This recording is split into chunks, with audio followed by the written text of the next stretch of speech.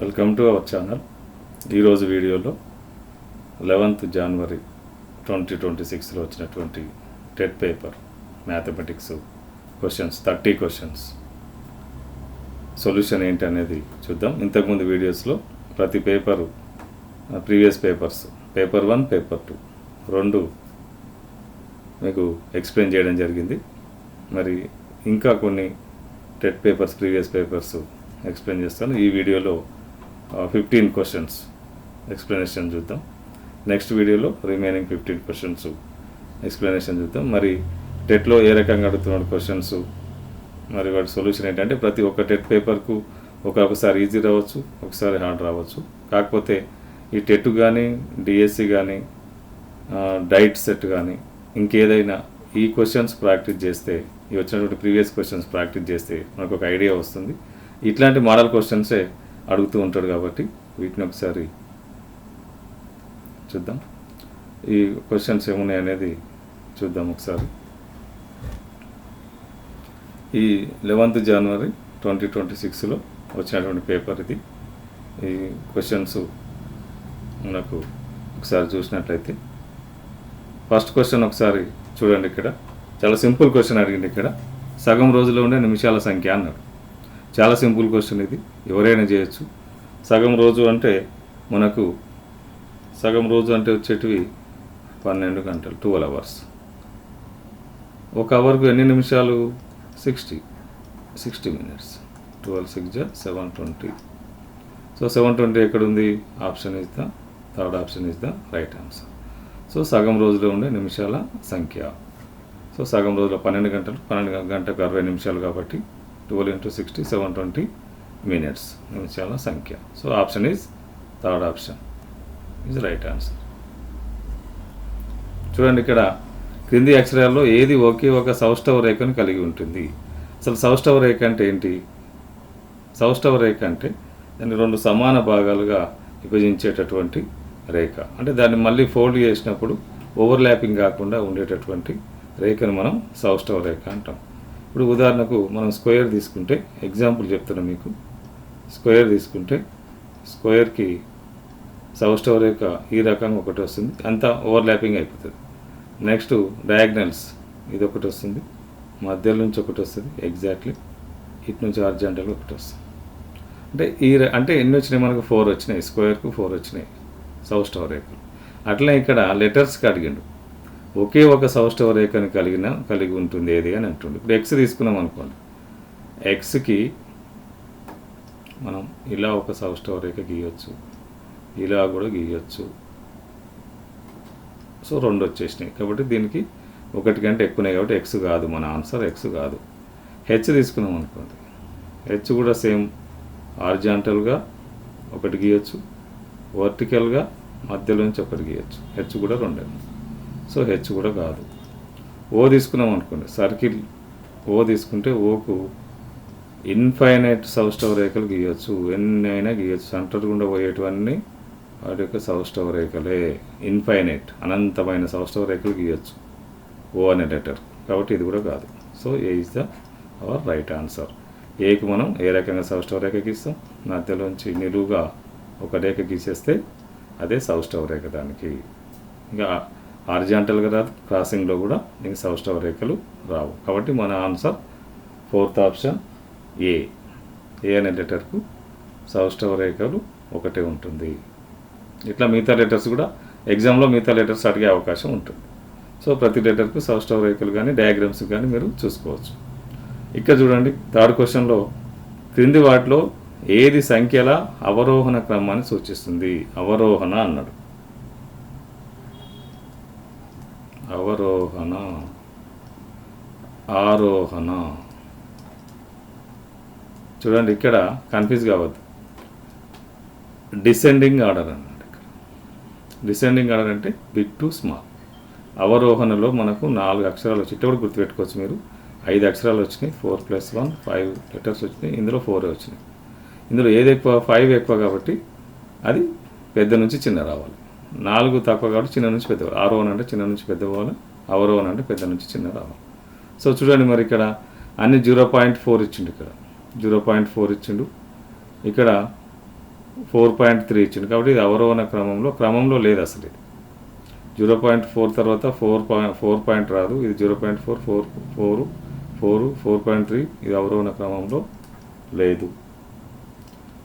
Next చూడండి 40.3 ఇచ్చిండు, తర్వాత కూడా 4.30 ఇచ్చిండు, ఇది 4.003 ఇచ్చిండు, ఇక్కడ 4.3 ఇచ్చిండు ఫస్ట్ దాంట్లో. దీనికంటే ఇది ఎక్కువ కాబట్టి ఇది రాంగ్ ఉంది కాబట్టి రాంగ్ తీసేసి. ఇక్కడ చూడండి 40.3 ఇచ్చిండు, 4.3 వచ్చింది 40.3 తర్వాత, ఓకే 40 తర్వాత 4 వచ్చింది, ఇక్కడ 4.033 వచ్చింది, ఇక్కడ 4.03నే ఉంది, కానీ ఇక్కడ 3 తర్వాత ఇంకో లెటర్ వచ్చింది కాబట్టి ఇక్కడ 3 తర్వాత ఏమిటంటే 0 ఉంది అన్నట్టు, కాబట్టి దీని తర్వాత ఆర్డర్ వచ్చేసింది. చూడండి ఇక్కడ 4.003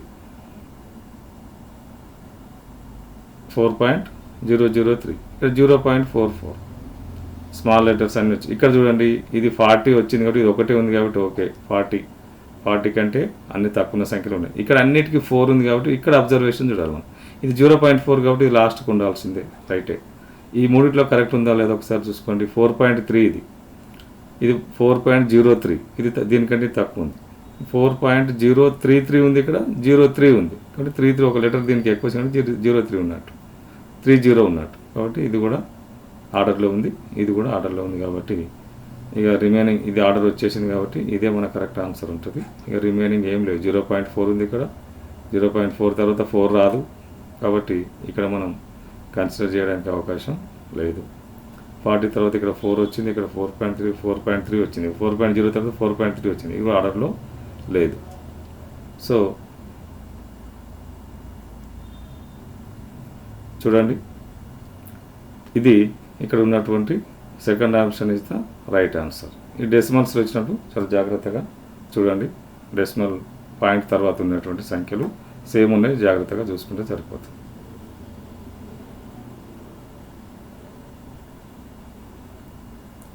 చూడండి ఇక్కడ in the angle of triangle are angles of triangle are 4x 3x 2x then 1/4x degrees is. ఒక త్రిభుజం యొక్క కోణాలు 4x 3x 2x అయితే 1/4 డిగ్రీస్ ఎంత అంటున్నాడు. త్రిభుజ కోణాలు ఇచ్చిండు, మనకి ఏమి ఇచ్చిండు, 4x ఒకటి ఇచ్చిండు, 3x డిగ్రీస్ ఒకటి ఇచ్చిండు, 2x డిగ్రీస్ ఒకటి ఇచ్చిండు. సో త్రిభుజం ప్రాపర్టీస్లో త్రిభుజం యొక్క ధర్మాలలో 3 కోణాలు మొత్తం మనకు 180కి సమానం కావాలి. కాబట్టి ఈ మూడింటిని మనం 180కి సమానం చేసేస్తాం. 180 రాస్తాం. 4 3 7 2 9x ఇది లైక్ టర్మ్స్ సరళ పదాలు కాబట్టి వీటిని కూడేస్తాం. సజాతి పదాలు ఇక్కడ x ఈజ్ ఈక్వల్ టు 180/9 9 1 9 2 అంటే x వాల్యూ ఎంత మనకు 20 డిగ్రీస్. కానీ ఇక్కడ అడిగింది ఎంత మనకు 1/4 డిగ్రీస్ అడిగిండు. 1/4 డిగ్రీస్ ఎంత వచ్చింది మనకు 20 వచ్చింది. 4 1 4 5 5 డిగ్రీస్ ఎక్కడ ఉంటే అదే మన correct answer. So 5 is our correct answer.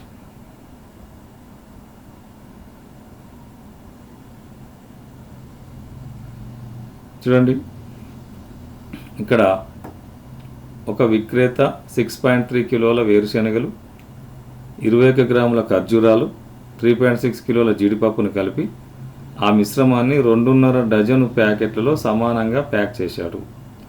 ప్రతి ప్యాకెట్ బరువు ఎంత అంటున్నాడు. ఇక్కడ చూడండి యూనిట్స్ సేమ్ లేవు. 6.3 kgs ఒకటి ఉంది, ఓకే. నెక్స్ట్ 2100 గ్రామ్స్ ఉంది, నెక్స్ట్ 3.6 kgs ఉంది. ఇవి కేజెస్ యూనిట్స్ సేమ్ ఉన్నాయి, కానీ ఇది యూనిట్స్ సేమ్ లేవు కాబట్టి దీనికి గ్రామ్స్ను కూడా మనం కేజెస్లో మార్చుకోవాలి.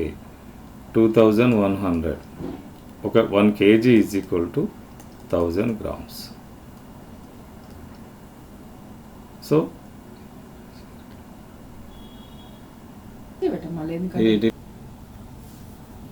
ఓకే చూడండి క్వశ్చన్ నెంబర్ 6లో మనకు 6లో ఆల్రెడీ ఒక విక్రేత 6.3 కిలోల వేరుశనగలు, 2100 గ్రామ్స్ల ఖర్జూరాలు, 3.6 కిలోల జీడిపప్పు కలిపి ఆ మిశ్రమాన్ని 2.5 డజన్ ప్యాకెట్లో సమానంగా ప్యాక్ చేశాడు. ప్రతి ప్యాకెట్ బరువు అని అడిగాడు. మనకి 6.3 ఆల్రెడీ కేజెస్లో ఉంది. ఓకే, 21 గ్రామ్స్ అనేది గ్రామ్స్లో ఉంది, 3.6 అనేది కేజెస్లో ఉంది. మరి 3 ఒకే యూనిట్స్లో ఉంటే మనం యాడ్ చేయడానికి అవకాశం ఉంటుంది. మరి ఇది 21,100 గ్రామ్స్ ఉంది కాబట్టి ఈ గ్రామ్స్ను మనం కేజీలలోకి మార్చుకోవాలి. మరి ఎంత వస్తుంది? 1000 grams. 1 kg is equal to 1000 grams. 21 మనం 1000 తోటి డివిజన్ చేస్తే 21/10 వస్తుంది. So 2.1 kg. సో అన్నీ యాడ్ చేసేద్దాం ఒకసారి. మనకు 6.3, 3.6, 2.1, 639, 110, 1, 639, 12 అంటే 12 kgs ఉన్నాయి మొత్తం. ఈ 12 kgs మిశ్రమాన్ని 2.5 డజన్ ప్యాకెట్లలో అంటుండు. 2.5 డజన్ అంటుండు. 2.5 డజన్ అంటే ఎన్ని వస్తాయి మనకు? 2.5 డజన్ అంటే మనకు ఒక డజన్కు 12 కదా, 24 అంటే 30 వస్తాయి. 30 ప్యాకెట్లు వేస్తుండు. 30 ప్యాకెట్లు అంటే మనకు 12/30. 12/30. 12/30 ఎంత వస్తుంది మరి మనకు? 12/30 అని అంటే ఒక జీరో ఉంది కాబట్టి ఇక్కడ ఎంత వస్తుంది? 1.2 వస్తుంది బై 3. ఒక జీరో ఉన్నప్పుడు డినామినేటర్లో జీరో ఉంటే ఆ జీరోని తొలగించినప్పుడు న్యూమరేటర్లో ఉన్నటువంటి లవంలో ఉన్నటువంటి సంఖ్యకు ఒక డెసిమల్ పాయింట్ లెఫ్ట్ సైడ్ వస్తుంది. సో 3 1 జా 3 4 జా అంటే 0.4. 0.4 kgs వస్తుంది. ఒక ప్యాకెట్లో 0.4 kgs వస్తుంది. మరి ఇక్కడ కేజెస్ ఇచ్చిండా మనకు? ఆన్సర్లో ఇయ్యలేదు, గ్రాములలో అడిగిండు. మళ్ళీ దీన్ని ఏం చేస్తాం మనం? 0.4 ఇంటూ 1000 చేస్తాం. 1000 గ్రామ్స్ ఒక కేజీ కూడా 1000 చేస్తే ఎంత వస్తుంది మనకు? డెసిమల్ పాయింట్ ఇక్కడ ఉన్న డెసిమల్ పాయింట్ ముందుకు వస్తుంది, ఒక జీరోకు ముందుకు వస్తుంది, 4 దగ్గరికి వస్తుంది, 2 zeros-కు 2 0 రాసుకుంటాం అంటే 400 గ్రామ్స్. ఎక్కడ ఉంది 400 గ్రామ్స్? మనకు ఆప్షన్ 1లో ఉంది. So 400 grams is our correct answer. ఎప్పుడైనా ఇక్కడ యూనిట్స్ సేమ్ లేకపోతే యూనిట్స్ని సేమ్ చేంజ్ చేసుకొని వాటిని అడిషన్ కానీ సబ్ట్రాక్షన్ కానీ చేయాలి. చూడండి, క్వశ్చన్ నెంబర్ 6లో ఒక చతురస్రం చుట్టుకొలత రెట్టింపు అయితే దాని వైశాల్యం ఎలా మారుతుంది అంటుంది. కొంచెం కన్ఫ్యూజన్ క్వశ్చన్ ఇది. చూద్దాం. చతురస్రం అనేది మనకు ఆల్రెడీ చతురస్రం ఎట్లుంటుందో నాకు తెలుసు. అన్ని భుజాలు సమానం ఉంటాయి. ఏ తీసుకుంటాం. చుట్టుకొలత ఏంది? దీనికి చుట్టుకొలత 4a అంటే అన్ని భుజాలు కొడితే చుట్టుకొలత. చతురస్రానికి అన్ని భుజాలు సమానం కాబట్టి ఏ తీసుకున్నాం, 4a అయింది చుట్టుకొలత. దీని చుట్టుకొలత రెట్టింపు అయిందట. రెట్టింపు అంటే ఇంకో 4a యాడ్ చేయాలి, దానికి 8a అయింది. దాని చుట్టుకొలత 8a అయింది. దాని వైశాల్యం ఎట్లా మారుతుంది అంటున్నాడు. చుట్టుకొలత 4a ఉన్నప్పుడు వైశాల్యం a², భుజం ఇంటూ భుజం a² ఉంటుంది. మరి 8a ఉంటే చుట్టుకొలత 8a ఉంటే అంటే ఇవేమైనాయినట్టు అన్ని 2a అయినాయి, అంతే కదా. భుజాలు రెట్టింపు అయినాయి, చుట్టుకొలత రెట్టింపు అయిందంటే అన్ని భుజాలు రెట్టింపు అయినాయి. మరి దీని వైశాల్యం ఏమొస్తుంది మనకు? 2a భుజం ఉన్నటువంటి చతురస్రం యొక్క వైశాల్యం ఏమొస్తుంది? 2a into 2a equal to 4a². అంటే ఎన్ని రెట్లు వచ్చింది ఇది నీకు? ఇక్కడ యాక్చువల్గా ఏ భుజం ఉన్న చతురస్రానికి చుట్టుకొలత 4a, వైశాల్యం a². భుజం ఏ ఉంటే చుట్టుకొలత 4a, వైశాల్యం ఏంది? a².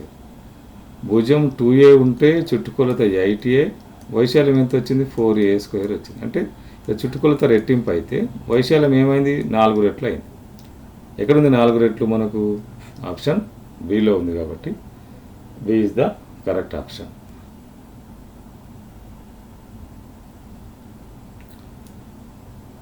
సెవెంత్ క్వశ్చన్ చూడండి ఒకసారి. ఒక సహజ సంఖ్యను 250 కలిపి అదే సంఖ్యను 250 నుండి తీసేసినప్పుడు వచ్చే 2 సంఖ్యల మొత్తం అంటాడు. సహజ సంఖ్య ఏందో మనకు తెలియదు, ఏదో ఒక సహజ సంఖ్య అంటున్నాడు. ఆ సహజ సంఖ్య ఏం తీసుకోవాలి? ఏదో ఒక వేరియబుల్ తీసుకోవాలి. ఎక్స్ కానీ, వై కానీ, జెడ్ కానీ, ఏబిసి ఏదైనా తీసుకోవచ్చు. మనం ఎక్స్ తీసుకుంటాం. సాధారణంగా ఎక్స్ తీసుకుంటాం, మ్యాథమెటిక్స్లో ఎక్స్ తీసుకుంటాం. ఓ సహజ సంఖ్యను 250 కలపాలంటాడు. కాబట్టి 250కి ఒక సహజ సంఖ్యను కలపాలి, ఎక్స్ను కలిపినాం. ఓకే. అదే సంఖ్యను 250 నుండి తీసేసినప్పుడు అదే సంఖ్యను ఏం చేయాలి? రెండో సందర్భంలో 250 నుంచి తీసేయమంటారు. వచ్చే 2 సంఖ్యలు మొత్తం ఇదొక సంఖ్య వచ్చింది. సహజ సంఖ్యకు 250కి సహజ సంఖ్య కలిపితే ఒక సంఖ్య వచ్చింది. 250 నుంచి సహజ సంఖ్యను తీసేస్తే ఒక సంఖ్య వచ్చింది. మరి ఆ రెండు సంఖ్యల మొత్తము అంటుండు, రెండింటిని కూడము అంటుండు. ఇప్పుడు రెండింటిని కూడితే ఎంత వస్తుంది మనకు? 250 plus X plus 250 minus X. Minus X plus X cancel. ఎంత మిగిలింది? 250 250 అంటే 500. ఆ రెండు సంఖ్యలను కలిపినప్పుడు వచ్చేటటువంటి మొత్తం 500. 500 ఎక్కడుంది మనకు? ఆప్షన్ 3లో ఉంది. 7 is the option 3 is the correct answer.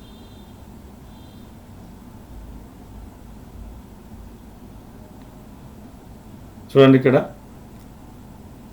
Value of x for which x plus 1 x plus 3 are all prime numbers is.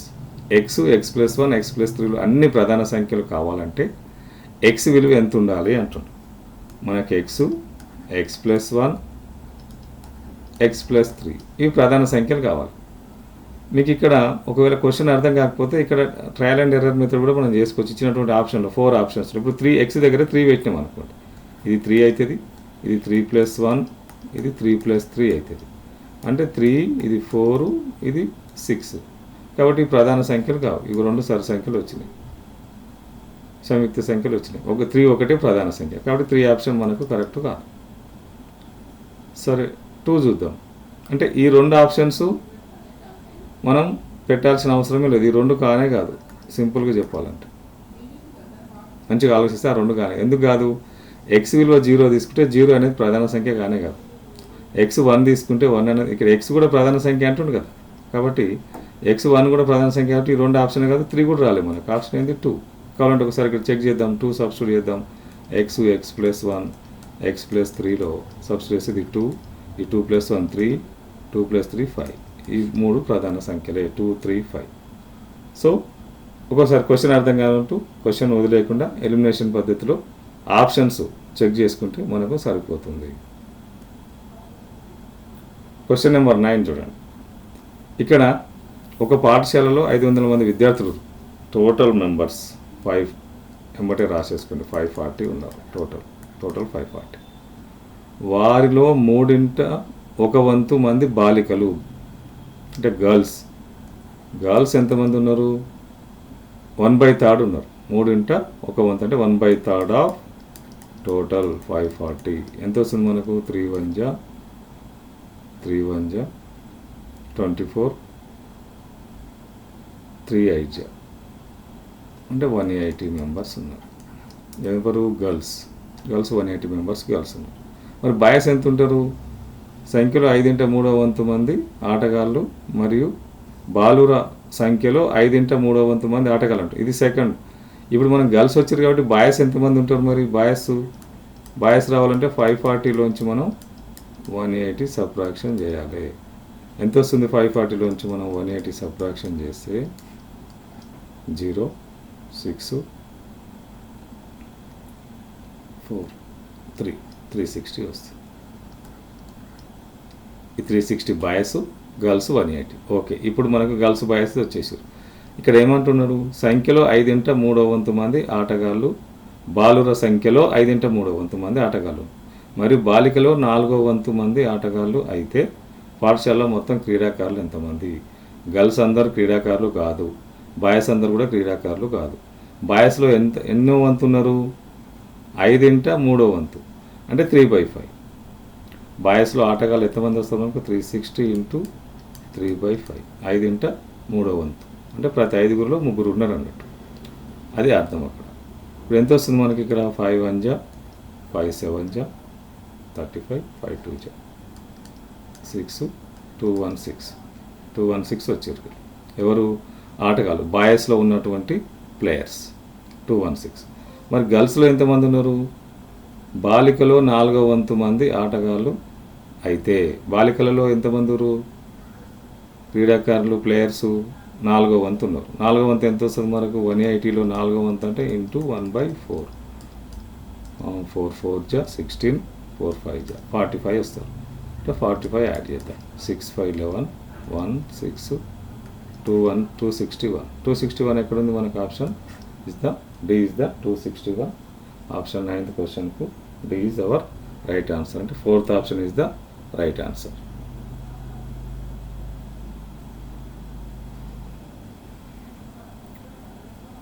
చూడండి, 1/4లో ఎన్ని 1/16 ఉన్నాయి?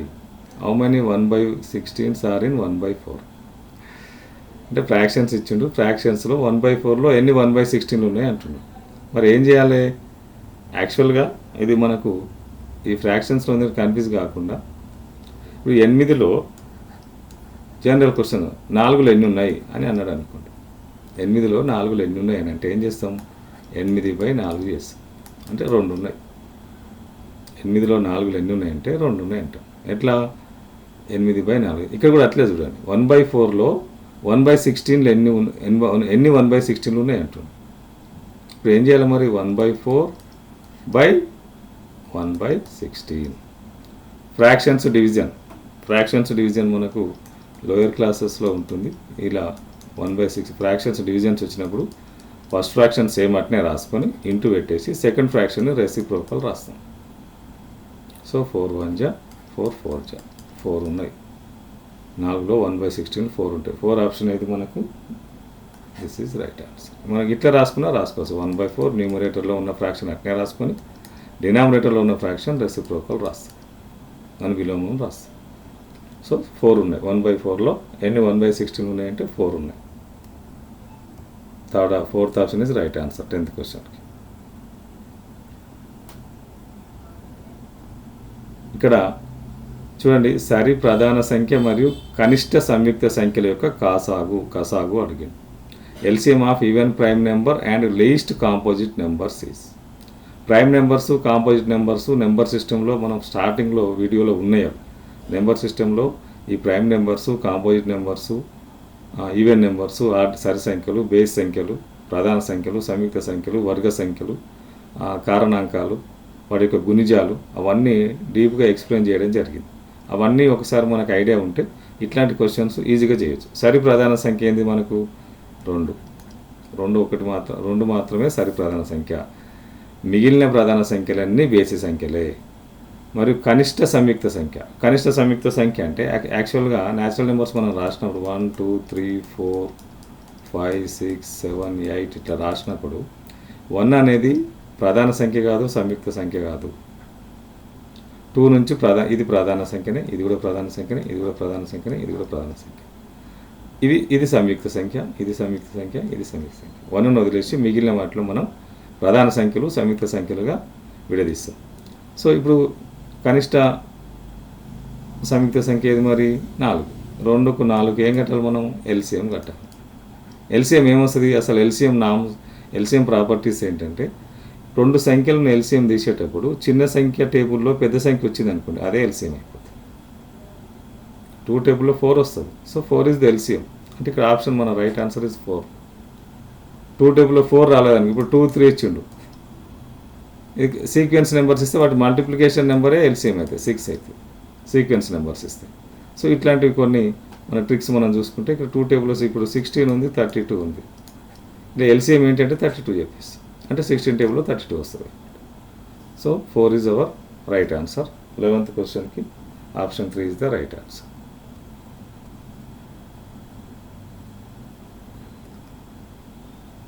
చూడండి, ఇక్కడ రేషియో ఈక్వల్ చేసిండు. సింపుల్, ఇక్కడ ఏం లేదు. x:12 ఈక్వల్ కూడా రాసుకోవచ్చు 4:6. రేషియో చూడండి, ఇక్కడ రేషియో 6కి ఇది ఎన్ని టైమ్స్ చేస్తే 12 అవుతుంది? ఇది 2 ఈక్వల్ అన్నట్టు. ఇవి పూర్వపదాలు, x 4 పూర్వపదాలు, ఇవి పరపదాలు 12 6 పరపదాలు. పరపదాలకు ఎన్ని టైమ్స్ వస్తుంది? 6కి ఇది 2 టైమ్స్ వస్తుంది. ఇది 4కి కూడా ఇది 2 టైమ్స్ ఉండాలి, అంటే 8. సింపుల్. అట్లా కాకుండా మీరు నిష్పత్తిని మీరు మ్యాథమెటిక్స్ ఫార్ములాలో వేసుకొని చేసుకోవాలంటే, మ్యాథమెటిక్స్ ప్రకారం సొల్యూషన్ చేయాలనుకుంటే x/12 రాస్తాం, దీన్ని 4/6 రాస్తాం. 6 1 డినామినేటర్స్ క్యాన్సిల్ చేసుకోవచ్చు. అంటే ఈక్వల్ ఫ్రాక్షన్స్ ఉన్నప్పుడే, సింగిల్ ఫ్రాక్షన్స్ ఉన్నప్పుడే చేసుకోవాలి. ఇట్లా సింగిల్ ఫ్రాక్షన్స్ ఉన్నప్పుడే లెఫ్ట్ రైట్లో సింగిల్ ఫ్రాక్షన్స్ ఉంటే న్యూమరేటర్స్ లవాలు క్యాన్సిల్ చేసుకోవచ్చు, హారాలకు హారాలు క్యాన్సిల్ చేసుకోవచ్చు. బయట ఉంది కాబట్టి అటు వెళ్తే మల్టిప్లికేషన్ అవుతుంది. x = 4 × 2 that is 8.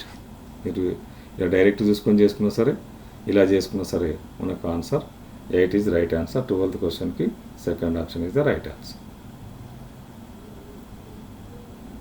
ఇక్కడ చూడండి, 7 2/p 7 2 by p into 3 1 by 5 is equal to 24 అని ఇచ్చింది. What is P? P is equal to question mark. So చూడండి ఇక్కడ ఇవి మిక్స్డ్ ఫ్రాక్షన్స్, మిశ్రమ భిన్నాలు అంటాం. మిశ్రమ భిన్నాలలో మిశ్రమ భిన్నాన్ని ఫస్ట్ మనం అపక్రమ భిన్నంలోకి మార్చుకోవాలి. Mixed fractions convert into improper. So అపక్రమ భిన్నంలోకి మార్చేటప్పుడు డినామినేటర్ను హారాన్ని ఇక్కడ ఉన్నటువంటి సంఖ్యను గుణిస్తాం. 7 ఇంటూ పి ప్లస్ 2 లవాన్ని యాడ్ చేస్తాం బై పి ఇంటూ ఇక్కడ కూడా అంతే 3 into 5 plus 1 by 5 denominator same అంటే ఈజ్ ఈక్వల్ టు ఎంత ఇచ్చింది మనకు 24 ఇచ్చింది. So 7p plus 2 by p into 15 plus 1 by 5 is equal to 24. So 7p plus 2 by p into 16 by 5 is equal to 24. 16 by 5 is equal to 24. 5 టేబుల్లో 16 రాదు. So okay, ఇప్పుడు 5 అటు తీసుకెళ్ళండి. 7p plus 2 by P is equal to ఇక్కడ ఈ భిన్నాన్ని మనం right side convert చేసేటప్పుడు ఇక్కడ మల్టిప్లికేషన్ ఉంది దీనికి, కాబట్టి అటు పోతే డివిజన్ అవుతుంది. డివిజన్ అంటే ఏం చేయాలి మరి మనం రెసిప్రోకల్ రాయాలి. 24 ఇంటూ 5 రివర్స్లో రాయాలి 5 బై 16. 4 4 జా 4 6 జా 2 2 జా సింప్లిఫికేషన్ 2 3 జా అంటే 7p plus 2 is equal to 15. 3 5 జా 15 వచ్చింది. ఈ p కూడా డినామినేటర్ ఉన్న p మనం రైట్ సైడ్ తీసుకుంటే 15p అవుతుంది మనకు. 7p plus 2 by p is equal to ఆ 15p బై 2 ఉంది, 2 ఉంది. 3 5 జా 15 బై 2 ఉంది. సో ఈ 2 కూడా మనం ఇటు సైడ్ తీసుకొచ్చేస్తే దీన్ని మల్టిప్లై చేస్తుంది. 2 7 జా 14p plus 4 is equal to 15p. 14p అటు తీసుకుపోయినాం అనుకోండి 15p minus 14p. So 4 is equal to p.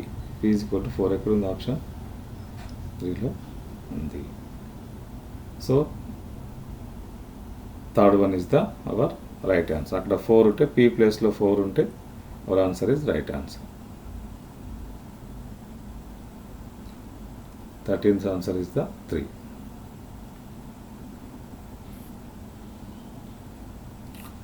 చూడండి ఇక్కడ ఒక పెన్ను ధర రూపీస్ 8.5. 1 పెన్ ఎంత ఉంది? రూపీస్ 8.5 అంతే. 50 ఉన్న 5 ఓకే. పెన్సిల్ 1 పెన్సిల్ 1 పెన్సిల్ ఎంత ఉంది? రూపీస్ 5.5. మరి ఎన్ని పెన్నులు? 20 పెన్నులు 16 పెన్సిల్ల మొత్తం ధర అన్నాడు. ఒక పెన్నుకి ఇంత 20 పెన్నులు అంటే ఎంత? ఇంటూ 20 చేస్తాం. ఇక్కడ పెన్సిల్ ఎన్ని? 16. ఇక్కడ చూడండి ఇక్కడ 0 ఉంది కాబట్టి ఈ డెసిమల్ పాయింట్ రిమూవ్ అవుతుంది మనకు, అది ఉండదు. ఇక 85 అవుతుంది ఇంటూ అది 2. డెసిమల్ పాయింట్ 0 ఉన్నప్పుడు డెసిమల్ పాయింట్ రిమూవ్ చేస్తాం. డెసిమల్ పాయింట్ ఇక్కడ ఉన్న డెసిమల్ పాయింట్ ఇక్కడికి వచ్చేస్తుంది. సో 85 అయిపోయింది. 85 2 జా 160 అంటే 170. 85 2 జా 170. ఇక్కడ 16 చూడండి 5.5 ఇంటూ 16 చేయాల్సిందే. 16 5 జా 88. అగైన్ 16 5 జా 88. అంటే ఇక్కడ డెసిమల్ పాయింట్ ఉంది కాబట్టి డెసిమల్ పాయింట్ తర్వాత ఒక నెంబర్ ఉంది కాబట్టి ఇక్కడ మనం డెసిమల్ పాయింట్ ఇక్కడ రైట్ సైడ్ నుంచి యూనిట్ ప్లేస్ నుంచి ఒక సంఖ్యను వదిలేసి డెసిమల్ పాయింట్ పెడతాం. అంటే 88. 8 15 1 258. 258 ఎక్కడ ఉంది? Answer is the first one. 14 answer is the first one.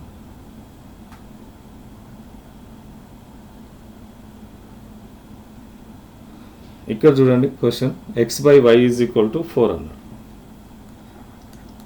x by y is equal to 4/3 అయితే x minus y by x plus y అడిగింది. x minus y by x plus y simple. చూడండి ఇక్కడ x by ఎంత సింపుల్గా ఇచ్చిందంటే మనం చాలా confuse అవుతాం. ఇది ఏంటో చేయాలి. ఇక్కడ x వాల్యూ 4 అన్నట్టు y వాల్యూ 3 అని అంతే. సబ్స్టిట్యూట్ చేయండి. 4 మైనస్ 3 బై 4 ప్లస్ 3 1/7. ఎక్కడుంది 1/7? Is the D is our right answer. Okay. ఈరోజు వీడియోలో 15 క్వశ్చన్స్కు సంబంధించినటువంటి సొల్యూషన్ చూడడం జరిగింది. నెక్స్ట్ వీడియోలో రిమైనింగ్ 15 క్వశ్చన్స్ చూద్దాం.